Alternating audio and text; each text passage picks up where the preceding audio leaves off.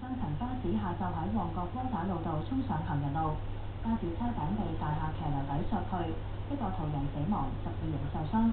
巴士當時嘅車速唔算快，運輸署就要求九巴提交詳細報告，調查意外原因。先由彭博處報導意外嘅經過。出事嘅九巴整架鏟上行人路，大半邊車身攝入附近大廈嘅騎樓底，車頂揭起，幾乎變成開篷巴士。上蓋連同後排座位整個飛脱，跌咗落下層。上層嘅扶手好多都撞到彎曲。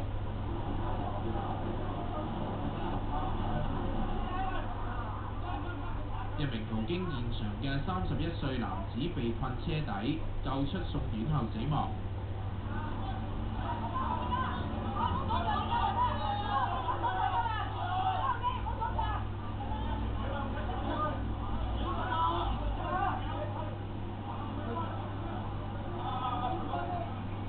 部分人傷勢嚴重，亦有人手腳擦傷。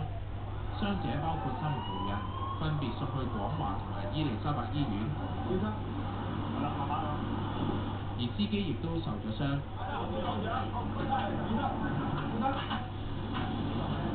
事發喺晏晝4點半，呢架270A 號九巴由機鐵九龍站開去上水，沿窩打老道駛到去店鋪房街附近嘅交通燈前失事，鏟上行人路，喺店鋪前面停低，有店鋪嘅職員協助救人。撞咗一下，嘭一聲跟住出到嚟，見到有兩個傷者瞓喺車側邊，跟住咧車就有兩個，咁我就走埋去救出車側邊嗰兩個啫。因為一個咧就爆咗個頭，一個咧變成身要瞓喺度，咁我就揾條毛巾去墊翻，因為嗰時瞓咗喺玻璃面，咁我就想揾條毛巾墊住佢，等佢瞓喺，唔好瞓喺個玻璃面啫。有乘客話巴士上層較多人受傷。